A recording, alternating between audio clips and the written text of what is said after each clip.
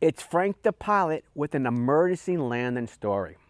My second major and almost career-ending emergency occurred December 13th, 1986 at Mobile Airport, Kilo Mike Oscar Bravo, flying November 320 Alfa Romeo, a Cessna 402 aircraft. That day the air was smooth and I'd watched a beautiful sunrise while flying. Life was great. I approached Mobile Airport and the controller cleared me for visual approach to runway 36. After executing the pre-landing checklist, I extended the landing gear, but the nose gear light did not illuminate. In order to test the light bulb was working properly, I pressed the landing light indicator button. The light bulb illuminated, telling me the bulb was working properly. I turned the airplane on the final approach and recycled the landing gear. Again, the same result. Only two main green lights illuminated, indicating the nose gear had not extended properly. I transmitted to ATC Tower that I was going to abandon the landing and execute a go-around. I needed to depart the traffic pattern for a few minutes. The controller gave me a clearance and asked me, what was the nature of your problem and what assistance can I provide? I told him I had an indication that the front landing gear was not down. He asked me to fly a low approach to see if he can visually determine whether the nose gear was down. While on the downwind leg in the traffic pattern, I attempted to manually extend the landing gear. Still, no green light. I checked the circuit breaker. It was in its proper position. I tried to verify the malfunction by retarding the throttles below the 13 inches manifold pressure and extend the flaps to the landing position 30 degrees. I opened the emergency checklist manual to the nose gear not down and locked section. I executed the low approach and the controller reported that the nose gear did not appear to be fully extended. He said it appeared that the landing gear was cocked to one side. I asked the controller for some time to troubleshoot the problem. He issued me a holding clearance to fly right-hand turns west of runway 32. Pouring through the Cessna emergency checklist, I spent approximately 20 minutes troubleshooting the situation. I went through every detail 3 times.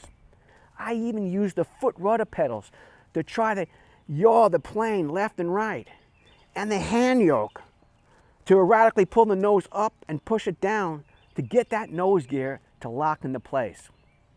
I asked the controller for another low approach. The controller reported the same status. He asked what my intentions were. Remember, ANC, aviate, navigate, and communicate. The landing nose gear failed to extend.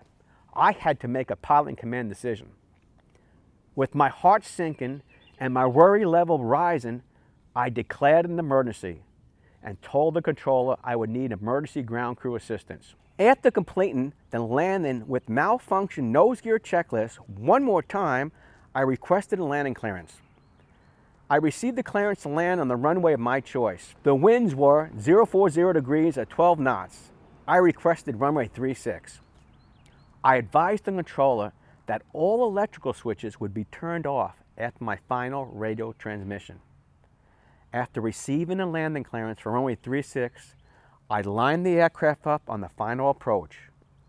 At 75 feet above the ground, I completed the engine shutdown checklist. When the rear wheels touched down on the runway at the slowest possible speed, I tried to hold the nose off the ground as long as possible, but finally I had to let the nose down, and it hit the runway and skidded about 300 feet.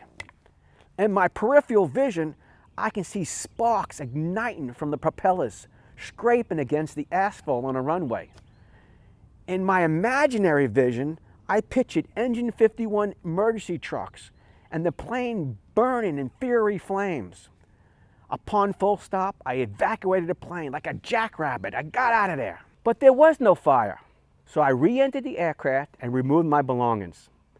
The airport manager approached me and asked me if I was all right.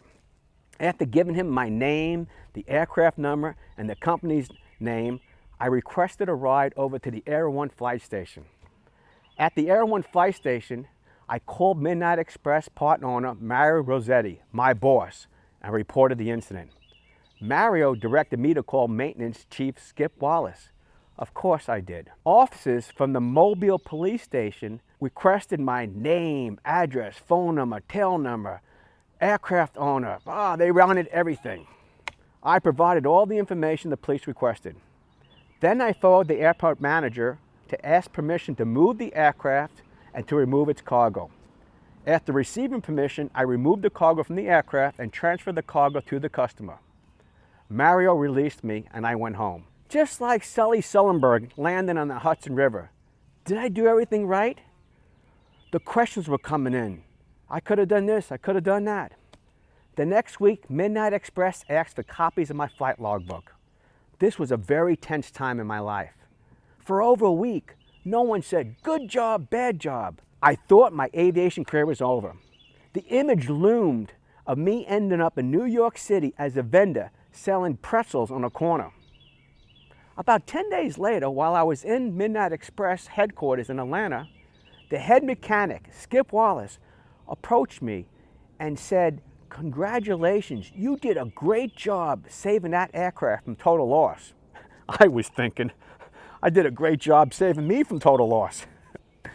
Shortly afterwards, I received an award and a congratulations letter, which said, and I quote, for the excellent and truly professional manner in which you handled a very challenging situation, from the Chief Executive Officer, Robert Milton. This letter helped me get my first major airline job, but that's another story. Safety first. It's better to tell a bad, embarrassing story than to die and not to be able to tell a story at all. I am so thankful that I lived and my aviation career survived. Hit like and subscribe. More pilot stories are coming. Enjoy the day, if not the night.